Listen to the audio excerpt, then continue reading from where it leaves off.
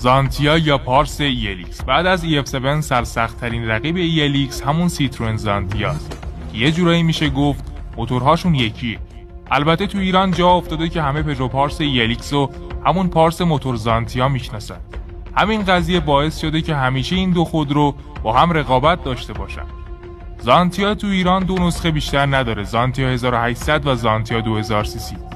البته یه چند تعدادی از زانتیا 3000 وارد ایران شده، اما چیزی که شرکت سایپا تولید کرده همون دو نسخه اوله، یعنی 2000 و 1800.